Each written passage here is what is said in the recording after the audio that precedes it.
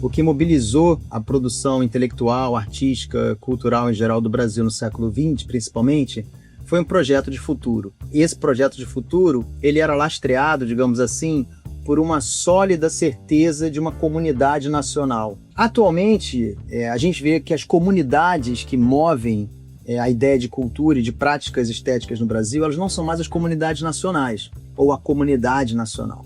E o segundo ponto é que as novas comunidades são muito mais atreladas às perspectivas ligadas às questões étnicas, ligadas às questões de gênero, que vem à frente da questão da nação. Tanto as lutas antirracistas quanto a luta do feminismo são lutas transnacionais, elas não são lutas de nações. Então, hoje em dia, eu acho assim que, sim, a gente pode pensar que movimentos políticos contemporâneos, ainda mais com a tentativa de uma ideia de cultura nacional ser Deus, pátria, família e liberdade. Aí tudo é contra a cultura em relação a esse tipo de proposta. O Ilustríssima Conversa dessa semana recebe o Fred Coelho, professor do Departamento de Letras da PUC-Rio e autor do recém-lançado Infraturas, Cultura e Contracultura no Brasil. O livro reúne 15 ensaios que abordam algumas das mais importantes transformações do campo das artes e da cultura do país nas últimas décadas, com destaque para as experimentações e para os dilemas de artistas da geração de Caetano Veloso, Gilberto Gil e Hélio Oiticica. Na nossa conversa, o Fred fala sobre o enfraquecimento da perspectiva de construção nacional, que dominou o debate sobre a cultura no país e perdeu espaço para lutas transnacionais, como o combate ao patriarcado e ao racismo. Isso, para ele, está relacionado à força da reivindicação do passado nas artes hoje, que se sobrepõe a ações de investimento no futuro. Ele diz também que a ideia de contracultura se tornou muito mais complexa que nos anos 60 e 70. Em um tempo em que a ideia de cultura nacional é dominada por Deus, pátria, família e liberdade, ele afirma que tudo se torna contra a cultura, mas não existe mais uma única cultura hegemônica, e sim um cenário muito mais pulverizado de referência e de contestação. Eu sou Eduardo Sombini e este é a Ilustríssima Conversa.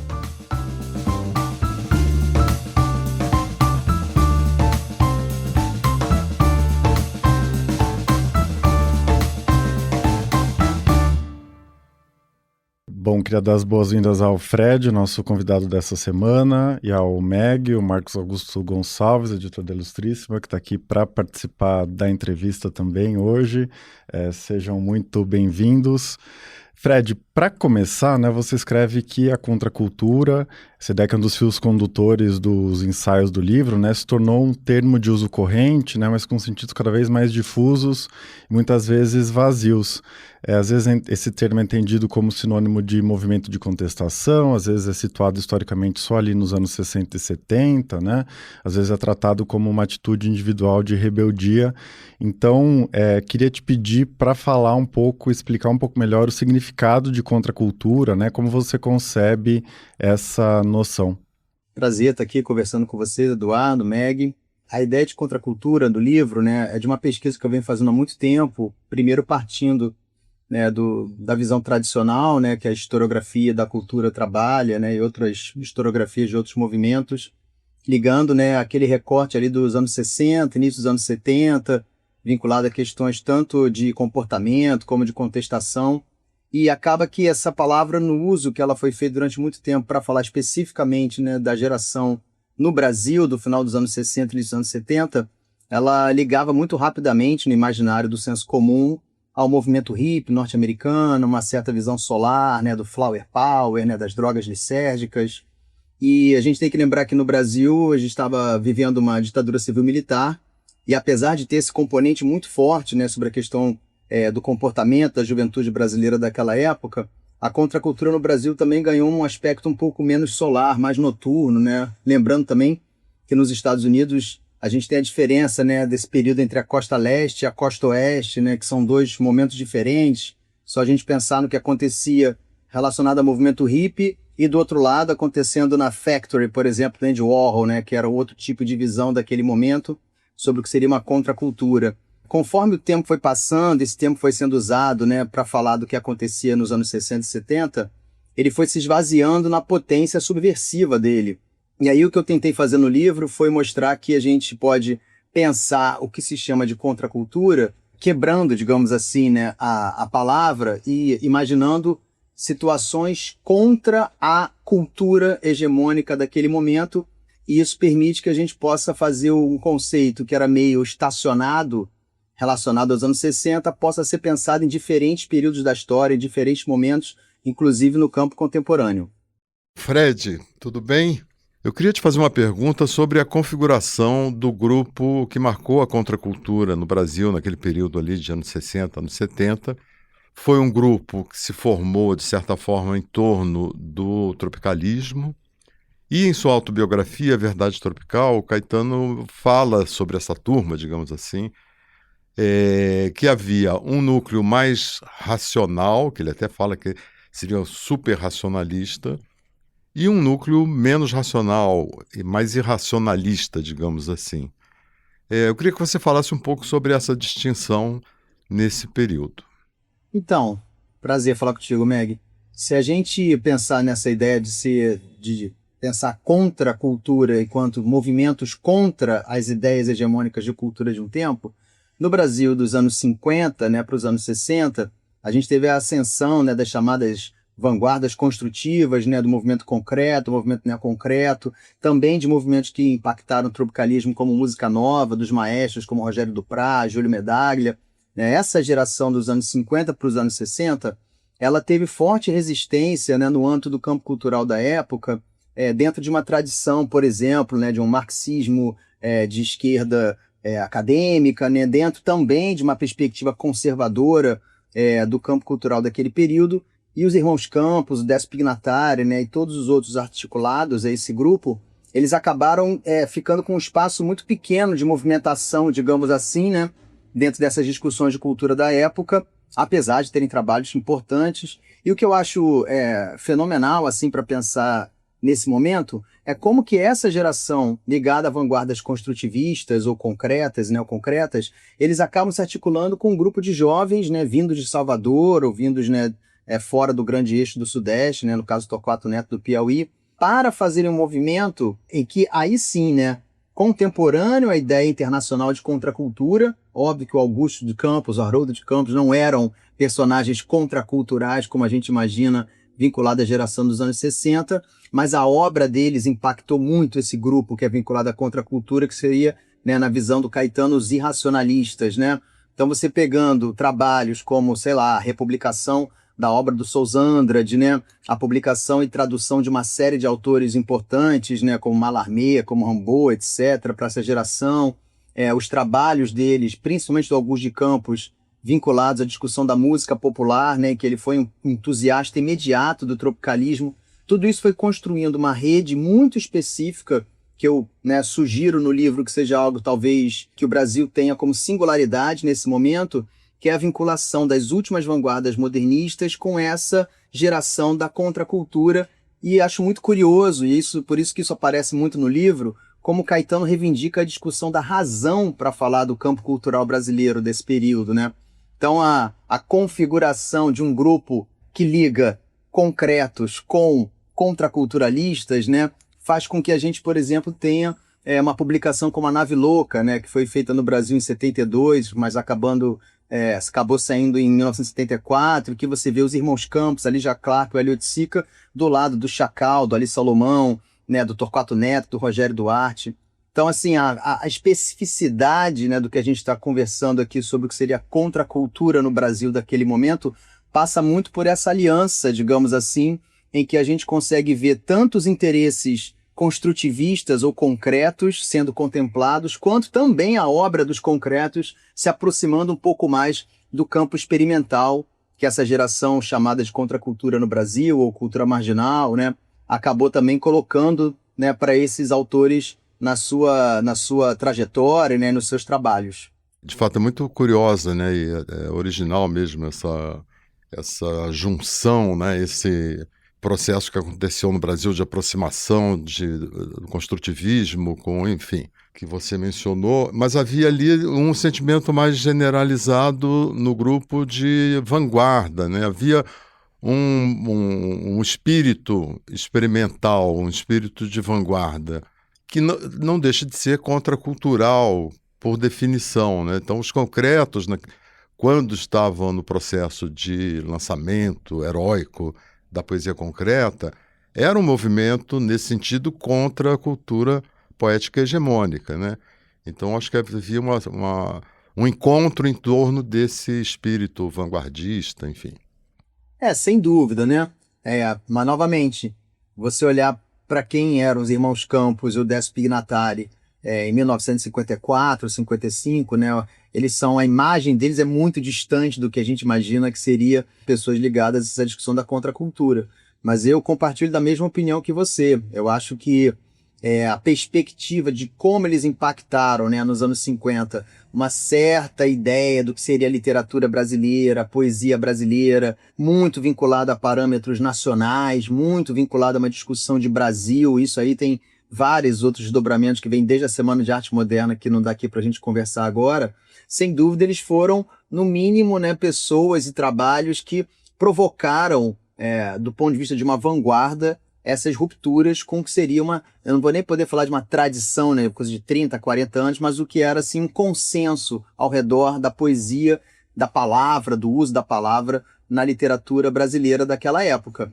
Se eles foram, de algum jeito, vistos, né, justamente como agentes, né, contra a cultura que era pensada naquele momento, certamente isso fez com que eles se aliassem futuramente com personagens bem mais jovens, que também surgiram numa época, o tropicalismo é isso, né? Surgiram numa época que estava tendo uma hegemonia ou uma ascensão cada vez mais forte de um pendor nacional em relação à música popular, cujo nome, inclusive, vem dessa época, né? Música popular brasileira, né?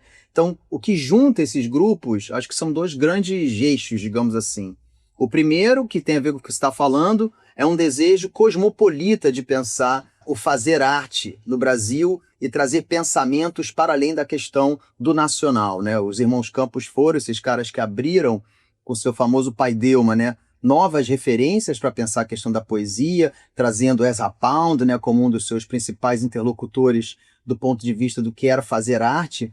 E esse mesmo autor chega até a obra do Ali Salomão, do Torquato Neto, do Hélio Oiticica, do Caetano Veloso, nos anos 60. Então, certamente, essa junção ela funciona, além de outro personagem fundamental, tanto na obra dos Irmãos Campos quanto na geração ligada ao tropicalismo, que foi o Oswald de Andrade. A gente tem sempre que lembrar que são os Irmãos Campos que, de alguma forma, recolocam Oswald de Andrade, né, no campo de discussão do Brasil daquela época. Para quem sabe dessa história, né, a encenação do Rei da Vela por parte do Teatro Oficina e também o uso, né, da perspectiva da antropofagia nas conversas que o Augusto de Campos tinha com Caetano Veloso, com Gilberto Gil, com Torquato Neto. Então, acho que sim, os Irmãos Campos eles já tinham, né, no seu primeiro momento, nessa discussão de cultura no Brasil, um espaço contracultural, sem dúvida nenhuma, se a gente pensar a cultura nacional e a ideia de nação brasileira como grande tema, né, digamos assim, da literatura e da produção de arte em geral. Fred, queria que a gente falasse de alguns protagonistas, né, dessa história que você narra, que você discute no livro, começando pelo Hélio Oiticica.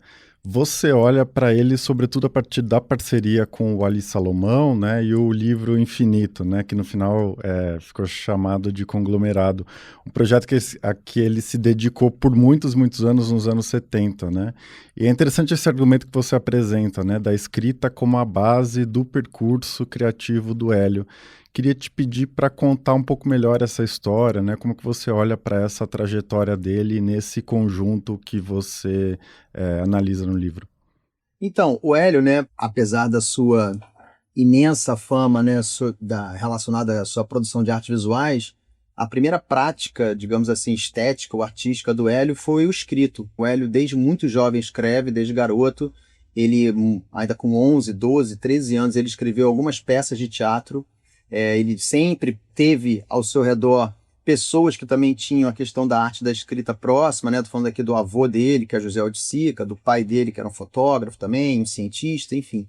Então o Hélio criou desde jovem, apesar de ser, né, um cara que nunca estudou formalmente em escola, só durante poucos anos ali nos Estados Unidos, mas isso é uma outra história. O Hélio foi criado para ser um autodidata que usou a escrita como grande espaço de reflexão do trabalho plástico dele, né? Então, desde o princípio, quando o Hélio estava fazendo os meta-esquemas, os penetráveis, né, os relevos espaciais, o Hélio sempre escreveu, né, sobre o trabalho e também passou a escrever sobre arte em geral e sobre o trabalho da sua geração, né?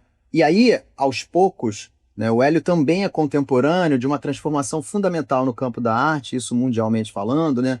Que alguns críticos norte-americanos batizaram de desmaterialização do objeto da arte, né?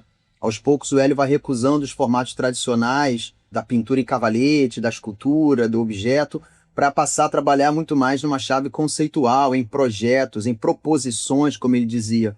Quando ele vai para os Estados Unidos, né, ele ganha uma bolsa da Fundação Guggenheim no final dos anos 70 e vai morar em Nova York, onde ele passa até 77, ele passa 7 anos direto em Nova York sem nunca voltar ao Rio de Janeiro.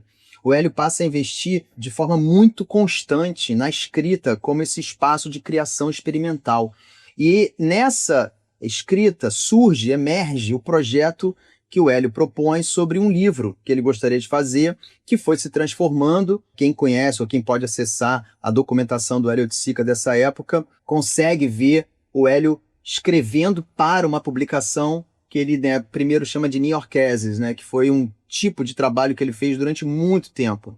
Então o Hélio, como alguns artistas da sua geração, talvez o caso mais próximo dele seja Lygia Clark, né, escrevia constantemente, cada um do seu jeito, cada um com a sua pegada, digamos assim, de escrita, né? E o Hélio não só passou a escrever muito, como passou também a valorizar muitos trabalhos dos seus amigos escritores e criando vínculos, né, muito profundos com esses amigos escritores. Aqui a gente pode falar de 3 especialmente, que é um que já foi falado, Haroldo de Campos, o outro, né, o Silviano Santiago, um crítico literário, professor que também morava em Nova York nessa época do Hélio, e o Ali Salomão, em que eu dedico um capítulo especial, né, a essa discussão dos dois, que é não só um relacionamento de amizade profundo, como também de digamos assim, cada um influenciava o outro com as suas questões, com os seus textos, né, com as trocas de cartas, com os trabalhos. E a poesia do Ali Salomão impactou muito o Hélio Oiticica. Ele foi o primeiro cara a se interessar em diagramar um livro que o Ali só lança em 72, né, chamado Me Segura Que Eu Vou Dar Um Troço. E o Hélio era um grande entusiasta desse trabalho. Até o fim da vida, né, o fim precoce da vida do Hélio, quando ele falece em 1980, o Hélio nunca parou de escrever. Tanto que quando ele volta de Nova York, que ele começa a dar entrevistas aqui no Brasil, né, tanto no Rio de Janeiro quanto em São Paulo, sempre que perguntava o que ele tinha feito em Nova York, o Hélio apontava o arquivo dele ou mencionava o arquivo dele, que ele passa a chamar de conglomerado. Todos os textos que ele escreveu em Nova York, que iam ser publicados em um livro, que ele nunca terminou de fazer, ele acaba batizando de conglomerado. Então essa relação, apesar da gente hoje em dia ter uma relação muito forte com a obra plástica do Hélio, né, que é o grande lugar de referência dele, todas as pessoas que se aproximam hoje em dia também desse trabalho, inevitavelmente têm de lidar com a escrita do Hélio. Elas são indissociáveis, né, digamos assim, para a gente poder pensar essa trajetória e esse artista, tanto no Brasil quanto na sua vida no exterior. Você dedica um texto do livro a um acontecimento que está ligado a essa projeção de um Brasil moderno, de uma modernidade brasileira, com alguma originalidade, como um projeto que não é um projeto desta geração, mas que esta geração tem também um projeto à sua maneira. Gostaria que você falasse um pouco sobre esse episódio que, de alguma maneira, não um episódio, né, mas dessa situação que, de alguma maneira, conecta Clarice Lispector escrevendo sobre Brasília com Gilberto Gil fazendo canções que parecem estar conversando com a Clarice, e Brasília também como um signo dessa visão, né, quase que profética de um Brasil que poderia se tornar alguma coisa de original e ter uma grande contribuição para a cultura internacional. Isso aí é como se fosse um espectro que ronda o livro todo, né, digamos assim. Bom, a gente tem que lembrar que, né, a geração chamada de tropicalistas, né, eles nasceram, a sua maioria em 41, 42, 43, 44, ou seja, eles são a geração do pós-Segunda Guerra Mundial, em que o Brasil finalmente supostamente, né, essa discussão que a gente está tendo, entraria de vez, né, num tipo de projeto possível de modernidade, superando o subdesenvolvimento, saindo da situação de terceiro mundo e conseguindo se articular, né, nessa aspiração, digamos assim, de fazer parte do grande concerto das nações desenvolvidas, como se dizia na época, né? Isso vem desde, né, do final do século XIX, início do século XX, isso marcou a geração dos grandes ensaístas brasileiros, né, com aquela tríade que o Antônio Cândido propôs, né, Sérgio Buarque de Holanda, Gilberto Freire, Caio Prado Júnior, depois o próprio Antônio Cândido faz parte desse conjunto de grandes ensaístas. Aparece o tema da formação como algo muito importante, né, para essa geração e para as gerações posteriores. A gente tem que lembrar que em 66 o Caetano Veloso propõe a famosa linha evolutiva da canção popular brasileira. A linha evolutiva também é um conceito, uma categoria, né, uma expressão, como a gente queira chamar, ligada à ideia de formação, ligada à ideia de evolução, de modernidade, de uma perspectiva histórica de superação do atraso. E isso, obviamente, foi constituindo tanto as possibilidades inventivas dessa geração de desejar um Brasil, né? Eu adoro uma frase do Rogério Duarte, que ele diz que o tropicalismo era um desejo amoroso para o Brasil, era uma forma de um projeto amoroso para o Brasil, digamos assim, mas ao mesmo tempo essas pessoas, muitas delas em vida, não só pela questão da ascensão, né, da ditadura civil-militar, como por outras questões também ligadas ao campo da cultura especificamente, elas viram vários desses projetos sendo frustrados. Nesse ensaio chamado Brasil como Frustração, eu justamente parto de cartas do final da vida do Glauber Rocha, onde ele começa a fazer correspondências, que na época, né, o Celso Amorim, que era ligado à Embrafilme, exigindo que a Embrafilme comprasse a obra dele, do Glauber, né, porque ele deu a vida para o cinema brasileiro. Então eu comecei a perceber que em alguns intelectuais brasileiros, né, a possibilidade do projeto moderno ou a possibilidade da superação do atraso, né, aquilo que o Mário Pedrosa acabou sintetizando na frase que o Brasil é um país condenado ao moderno, essa conta chegou, digamos assim, para essa geração sem a garantia do produto que eles aspiraram o tempo todo. Então, assim, de alguma forma, a contracultura ela pode não ter um projeto nacional, né, como existia nas gerações anteriores, na geração do modernismo, na geração de 45, na própria geração, né, do concreto e do neoconcreto, que pensava esse Brasil relacionado à tecnologia, à racionalidade, né, à questão urbana, ao design, etc. Mas a contracultura tinha, assim, de algum jeito, um comentário, ainda uma discussão relacionada a uma ideia de Brasil, a uma ideia de nação. O tropicalismo passa por essa discussão de nação da época de outra forma. Alguns intelectuais ligados à contracultura também pensam ainda o Brasil enquanto uma nação, uma comunidade que você tem que aspirar a algo em direção a um futuro. Porém, com o recrudescimento da ditadura civil-militar, né, com as impossibilidades dessas trajetórias funcionarem enquanto pessoas ativas, produtivas, essa perspectiva da frustração, esse abandono da questão do nacional, ela passa a ser muito constante. O Hélio de Sica, por exemplo, ele escreveu um texto muito famoso na época, né, em 1970, chamado Brasil Diarreia, em que ele acaba abandonando a perspectiva de arte brasileira em prol de uma outra discussão relacionada à questão latino-americana, do terceiro mundo, do underground, etc. O que pode ser ali o começo do que a gente entende hoje como arte contemporânea, né? Aquilo que não precisa de uma marca nacional. Então aquilo tudo começa a acontecer ao mesmo tempo, enquanto o Caetano, por exemplo, está querendo um parâmetro ligado à obra do João Gilberto, que consegue organizar o arquivo da canção popular em prol de uma modernização das formas que você vai utilizar esse arquivo. Você também, ou seja, né, aquela famosa frase dele de que a Bossa Nova era uma promessa de felicidade para o Brasil, por exemplo, né?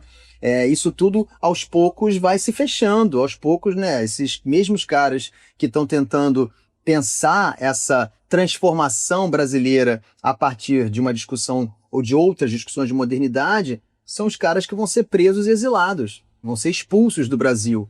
Só para a gente fechar um pouco essa discussão e continuar de outra forma, tem um texto no livro que eu falo do Gil, né?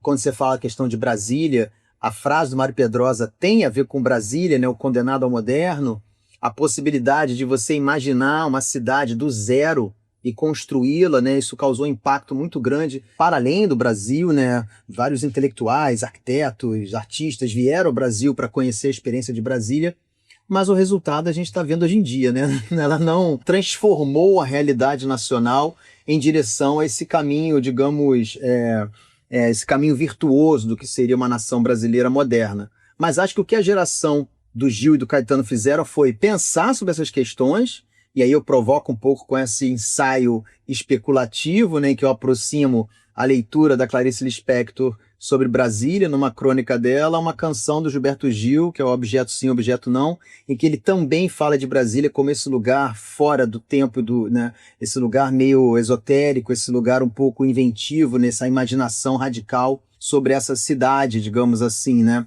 Mas, sem dúvida nenhuma, logo depois, né, por exemplo, quando o Gil está no exílio e aí ele grava a canção Aquele Abraço, em 1969, ele ganha um prêmio do Museu da Imagem e do Som, tem uma carta, né, um texto do Gil publicado no Pasquim, em 1970, em que o Gil repele veementemente essa perspectiva de nação, de música popular brasileira, né, assim, dizendo, né, coisas muito duras, inclusive relacionadas a temáticas raciais, né, que é coisa muito rara na época de ver o Gil ou o tropicalismo abordar, em que o Gil diz com todas as letras que ele não ia ser um crioulo puxador de samba para servir na mesa dos senhores brancos que se tinha transformado o Brasil naquela época.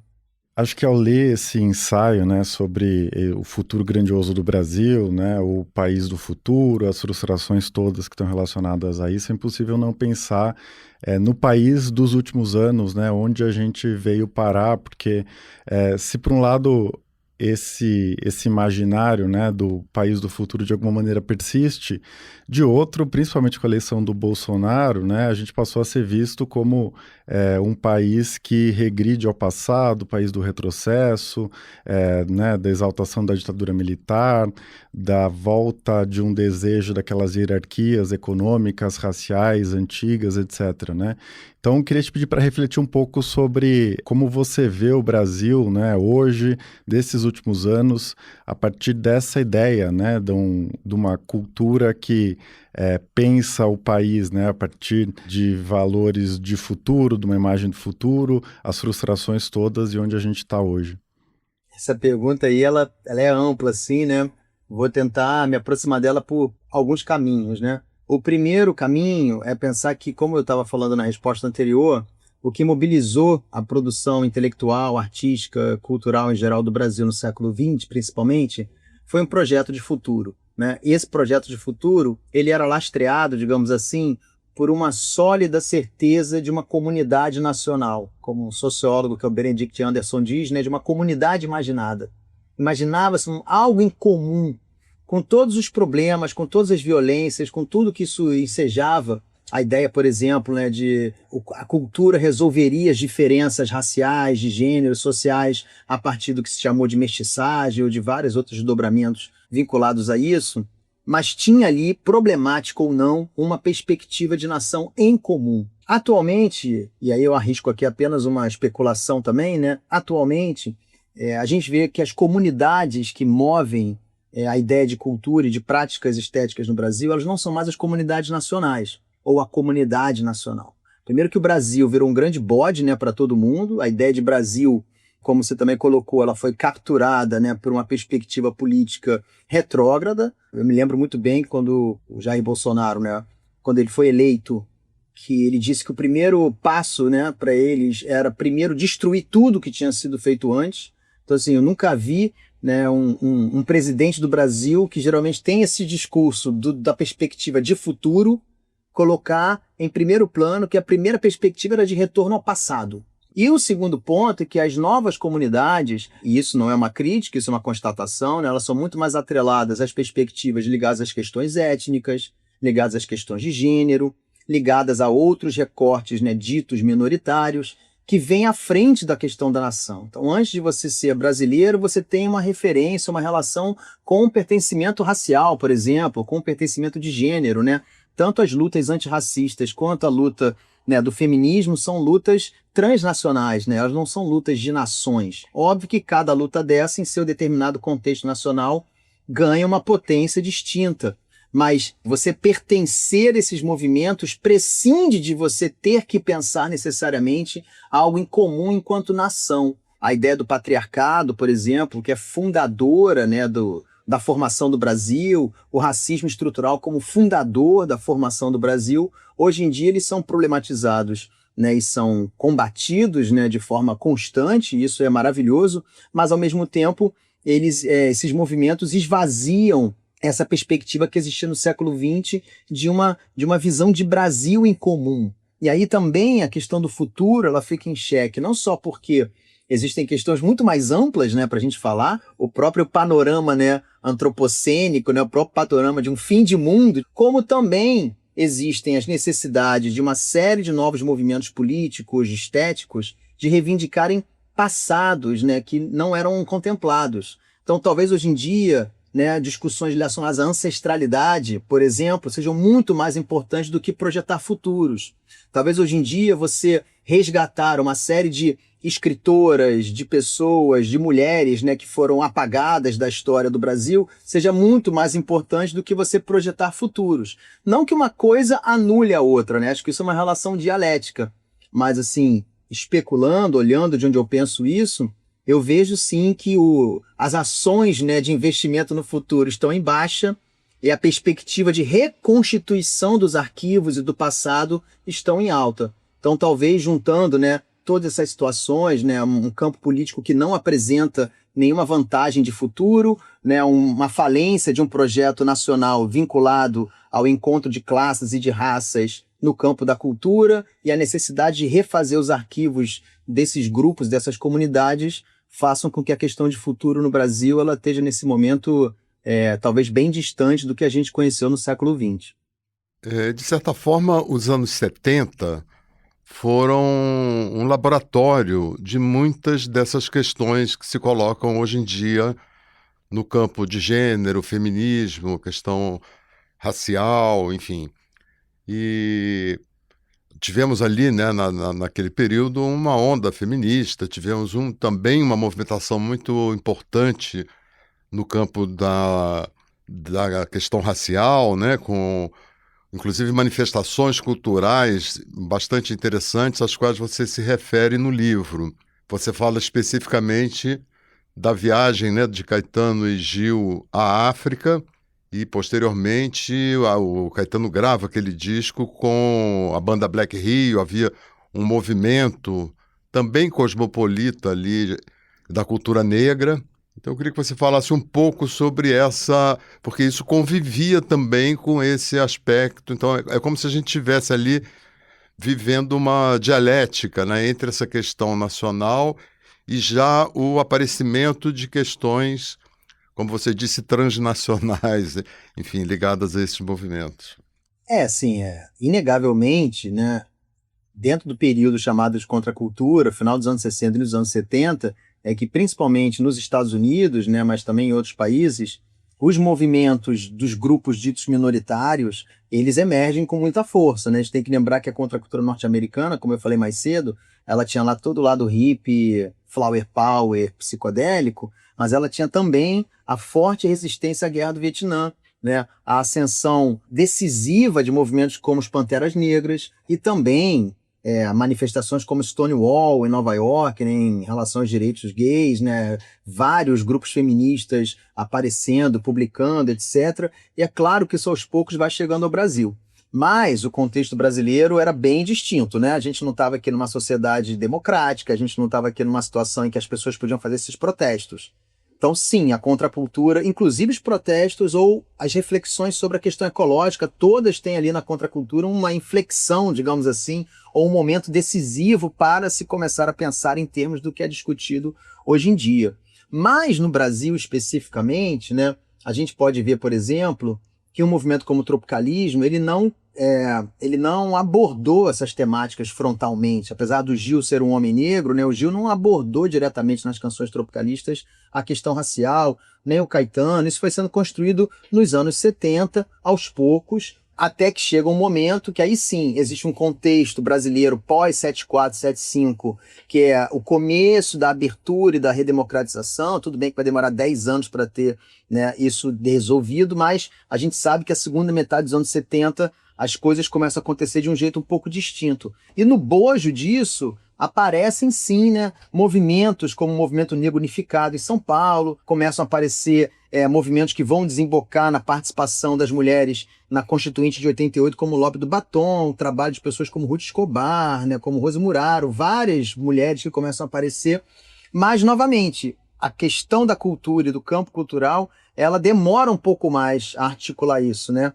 E aí sim, essa viagem, né, que existe no final dos anos 70 para a Nigéria, que o Gil, o Caetano e vários outros artistas participam, o retorno deles é bem interessante, né? O Gil retorna fazendo o disco Refavela, onde aí sim ele assume essa pauta como algo fundadora, né? Não só da sua canção, como da sua formação, e o Caetano acaba gravando o disco Bicho, né? Que tem a abertura com Odara, músicas que falam especificamente da experiência dele na Nigéria, e ele convida para uma série de shows a banda Black Rio, que na época também já estava, né, já era um desdobramento do movimento Black Rio, que acontecia aqui na cidade do Rio de Janeiro, em bailes, né, numa série de eventos, de escritos. Mas o fato é que, por exemplo, quando o Caetano lança o disco, né, o Bicho, ele é muito mal recebido pela crítica na época, que ainda era uma perspectiva de um certo tipo de ajuste de contas com o que aconteceu na ditadura. O Caetano vem com uma outra energia, com uma outra perspectiva solar, né, com uma coisa mais aberta, né, colocando o seu corpo, né, em cena, como ele vem fazendo desde os anos 70, que ele retorna ao Brasil depois do exílio em Londres. E aquilo é mal visto por certos setores, tanto de esquerda quanto de direita, naquela época, por conta de um certo hedonismo que seria visto nos jargões do período como alienado. E o Caetano, nas entrevistas que ele dá no lançamento do disco, ele reivindica, né, a discussão racial como premissa das críticas dos discos, só que o Caetano, ele pode fazer isso, né? O Caetano sempre buscou se colocar como esse personagem hoje em dia complexo, né, no pensamento brasileiro, que era o mulato. O Caetano reivindicava essa perspectiva que eu falei mais cedo, de que a cultura brasileira permitia que a questão da miscigenação criasse um tipo específico, né, de pensamento sobre essa cultura. A gente sabe que hoje em dia essa discussão está num outro lugar, mas os desdobramentos desse grupo que o Caetano lá no Verdade Tropical via no final dos anos 60 como os irracionalistas, né, eles sem dúvida são fundamentais para a amplitude ou para a abertura dessas leituras. Então, assim, acho que é legal dividir assim. Uma coisa foram os próprios movimentos, né, ligados às questões raciais e de gênero no Brasil, que foram construindo internamente suas pautas, suas publicações, suas participações na esfera pública. E outra é a contribuição que artistas com esse perfil, como Caetano, Gil, Ali Salomão e vários outros que foram aparecendo nessa época, começaram a colocar, por exemplo, na valorização do Carnaval da Bahia, né, quando o Gilberto Gil passa a apoiar os Filhos de Gandhi, né, que é o bloco de afoxé baiano, né, ali também estava muito próximo deles nessa época um cara como Antônio Risério. Então tem toda uma construção possível, digamos assim, para abrir no campo da música popular, que também sempre foi um tema muito espinhoso para as pessoas da música popular brasileira, a questão racial e a questão de gênero, né? Porque a questão de gênero na música brasileira, ela é meio apagada por conta das grandes cantoras que a gente sempre teve no Brasil, né? E também na questão racial, por causa dos grandes cantores e cantoras pretos e pretas que a gente teve no Brasil. Mas, assim, eu acho que tiveram algumas situações que essa geração conseguiu propor que, sem dúvida, ampliaram, né, para o campo do senso comum a perspectiva sobre as questões raciais e de gênero, sem dúvida nenhuma. Fred, eu queria continuar nesse tópico, né, te pedir para refletir um pouco sobre a contracultura hoje, né, os movimentos em que estão à frente desse debate, o movimento negro, as lutas feministas, LGBTQIA+, né, de que maneira existem linhas de continuidade com esse período dos anos 60, 70, que mudanças houve, que rupturas houve, né, enfim, como está a nossa situação atual em relação a isso, o vigor continua o mesmo, né? Como que você enxerga essas transformações? Bom, Eduardo, assim, se a gente pensar na proposta de movimentos contra uma ideia hegemônica de cultura, sem dúvida nenhuma, isso tem relação, tudo que vem acontecendo no Brasil atual. Porém, em relação ao que tinha nos anos 60, 70, né, no Brasil, 80 até, a perspectiva de um mercado de cultura no Brasil hoje ela é muito mais complexa, né? Ela é muito mais, a escala é muito maior. Porque, por exemplo, a entrada decisiva e sem retorno de populações indígenas, né, de artistas pretos e pretas, de artistas transgêneros no campo das artes visuais, por exemplo, ela é sim, de algum jeito, contracultural, porque ela desloca radicalmente um eixo tradicional do que são as artes visuais no Brasil, uma certa história da arte que já tinha constituído seus cânones, e a percepção dessas populações que começam a entrar nesse mercado de arte, de que aquele cânone que vinha sendo construído não contemplava a discussão racial, a discussão étnica, a discussão ligada a uma série de outros movimentos de minorias que hoje em dia falam, escrevem, pintam, filmam, estão na universidade, são curadores, são diretores de instituições, certamente com muito menos representatividade do que poderia, mas assim, pensar esses movimentos contemporâneos dentro ou no mesmo parâmetro do que foram aqueles movimentos dos anos 70 é um pouco distinto. Naquele momento, o que se pensava como cultura, como arte no Brasil, por exemplo, né, era ainda muito conservador, muito tradicional. As revistas que saíam naquela época eram justamente revistas que tentavam furar essa perspectiva mais conservadora. Hoje em dia, a gente sabe que tem resistências ainda imensas, né, sobre a questão racial, sobre a questão de gênero, etc. Mas a gente também vê certas situações institucionais que naquele tempo eram impensáveis, né? A gente vê bienais dedicadas a esses setores, a gente vê instituições sendo dirigidas ou sendo voltadas para esse tipo de debate. A gente vê um mercado, agora estou falando de dinheiro, né? Também funcionando muito bem na aceitação dessas novas vozes, desses novos tipos de artistas. Naquela época não, naquela época todo mundo era duro, inclusive o Caetano e o Gil não tinham grana naquela época, né? Era outro tipo de construção de uma trajetória profissional. Então hoje em dia eu acho assim que sim, a gente pode pensar que movimentos políticos contemporâneos, ainda mais com a tentativa de uma ideia de cultura nacional ser Deus, pátria, família e liberdade. Aí tudo é contra a cultura em relação a esse tipo de proposta. Mas no campo cultural especificamente, o que a gente sabe é que existem, né? Isso é... Espero que os ouvintes entendam o que eu vou colocar aqui hoje em dia, né? Mas assim, esses movimentos que já entraram nos últimos 10 anos no mercado da cultura e nas instituições de cultura, eles também já estão virando as suas pequenas hegemonias com as suas contraculturas internas a esses movimentos, né? A gente sabe que grandes nomes são construídos rapidamente, né? Que consensos são construídos rapidamente, inclusive em relação a artistas que há 10, 15 anos eram impensados como artistas que pudessem fazer parte da narrativa, digamos assim, do que é a cultura brasileira hoje. Mas aí, aqui a cobra morde o rabo, porque a gente volta para aquela discussão que é você ser contra uma ideia de cultura, e essa cultura não é necessariamente a cultura que está acontecendo no Brasil hoje em dia, né? Ela é muito maior. Por isso que eu falei que é uma questão de escala. Você é contra o patriarcado. Você é contra o racismo. Isso transcende certas situações que naquela época dos anos 60 e 70 você era contra a ditadura, você era contra os conservadores, você era contra a polícia, você era contra uma visão careta de arte. Hoje em dia, digamos assim, essas instâncias, elas já estão dadas como questões críticas para as novas gerações, né?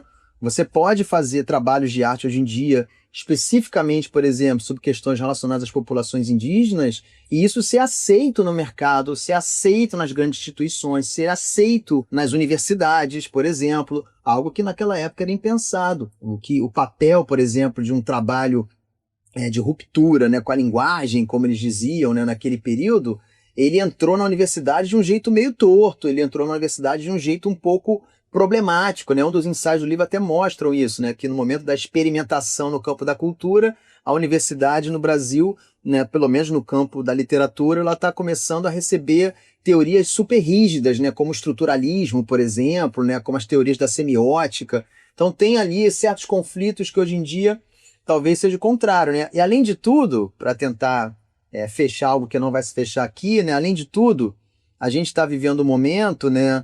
Hoje em dia menos, mas a gente não sabe o futuro, se é que tem futuro isso tudo no Brasil, né? A gente está vivendo um momento que a universidade tem uma série de problemas. estruturais, patriarcais, racistas.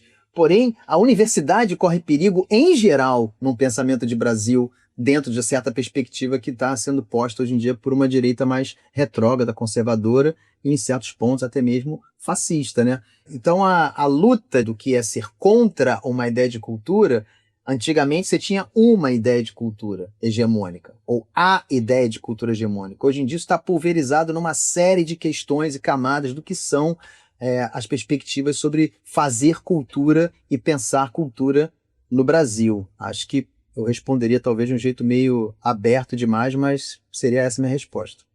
Esses assuntos que você aborda do livro e que você hoje em dia trata também no ambiente universitário, naquele momento não eram objetos dignos, digamos assim, da consideração acadêmica.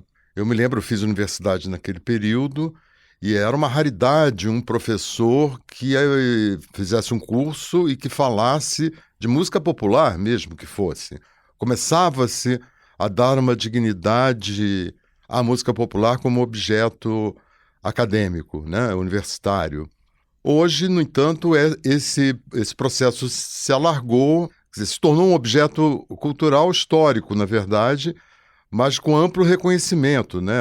A sua obra, a obra do Zé Miguel Wisnik, enfim, uma série de personagens ligados ao mundo intelectual que trabalham com esse material, né? Como é que você vê esse processo aí de evolução crítica, né, digamos, da crítica de cultura naquele período, na crítica de cultura hoje? Acho que isso tem a ver um pouco com como o pensamento ou o campo intelectual brasileiro lidava com a questão do contemporâneo, né? Como eu disse, né, o Brasil é um país que, durante o século XX, ele teve que rapidamente se transformar, se metabolizar entre a superação do academicismo e do passadismo da Semana de Arte Moderna para lidar com questões super complexas, industriais, né, urbanas, do final dos anos 50 dos anos 60, a cultura de massas, e ao mesmo tempo você receber nas universidades, lembrando, né, gente, o Brasil é um país que tem nem um século de universidades, né? Se a gente pegar a USP como parâmetro da primeira grande universidade brasileira, ela é do começo dos anos 30, 33. Então, a geração do Gil, do Caetano, do Ali, da Gal, da Ana Cristina César, do Leminski, do Jorge Maltner, é uma geração que é concomitante à construção do campo intelectual a partir da universidade no Brasil. Então, tinha aquela discussão tradicional, né? Durante muito tempo, não se estuda autor vivo, só se estuda autor morto, né? Porque aí o objeto não está mais, né, em transformação. É justamente a geração do Caetano. A gente está falando aqui do Caetano toda hora porque ele quase vira uma espécie de metonímia, né? Digamos assim, né? Mas a geração do Caetano, do Chico, do Paulinho, de toda essa galera, é a primeira geração que, assim como nas artes visuais também, são uma das primeiras gerações em que o próprio artista toma a palavra crítica para falar do seu campo de produção. As canções começam a ganhar complexidade poética, filosófica, intelectual, né? Então esse material, apesar de nos anos 70, por exemplo, alguns professores começarem a se aproximar deles de jeito um pouco tímido, por exemplo, a Valnice Nogueira Galvão tem um ensaio do final dos anos 60, já falando sobre a questão ideológica da MPB. O Silviano Santiago, nos anos 70, também já começa a escrever sobre o Caetano, né, sobre algumas outras experiências. Né? A gente tem um cara como Zé Miguel Wisnik que está se formando na universidade nesse período e começando a se interessar. E a gente tem as próprias intelectuais que eram dessa geração e que vão escrever depois, como Elisa Buarque de Holanda, Flora Susequinde, Ana Cristina César, o próprio Cacaso.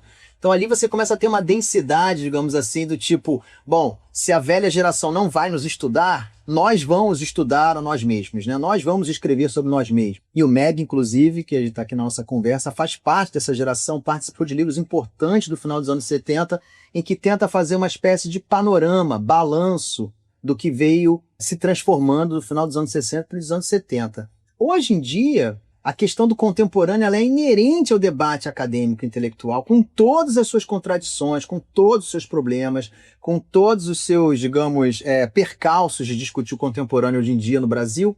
Ela já é parte do debate acadêmico. Talvez até para alguns de forma problemática, porque está contemporâneo até demais, digamos assim, de você...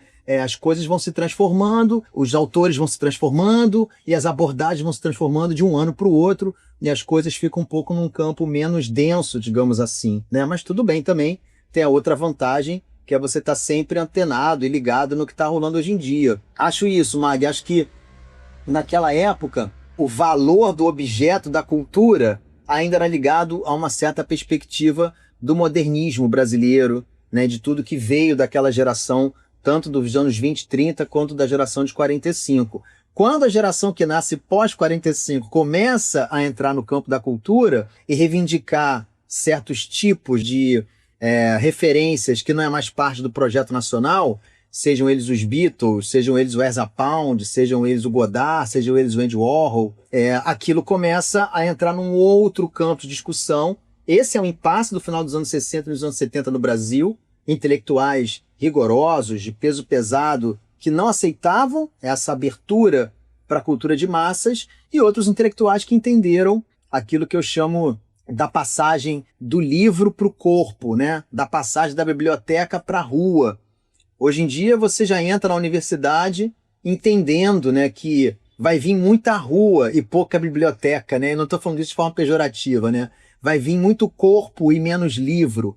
E aí a discussão sobre a sua vida, né, sobre a sua arte, sobre a sua comunidade criativa, ela é muito mais forte do que o interesse, por exemplo, né, por você ficar em questões teóricas, etc. Mas tudo isso, de novo, com as suas nuances, com as suas contradições, eu acho que seria um pouco esse lugar do Caetano Veloso dos anos 60, ter que reivindicar um espaço para poder discutir música popular, e hoje em dia ele ser tema de centenas, talvez quase milhares de artigos e teses feitas no Brasil atualmente.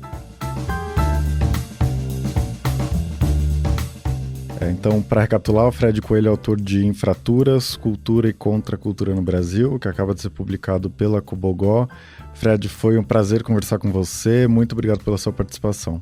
Fred, Edu, foi um prazer também ter sido convidado para participar dessa conversa. Muito obrigado, Edu. Muito obrigado, Meg. Foi um prazer imenso e que seja o começo de várias outras conversas a partir de quem for ler o livro.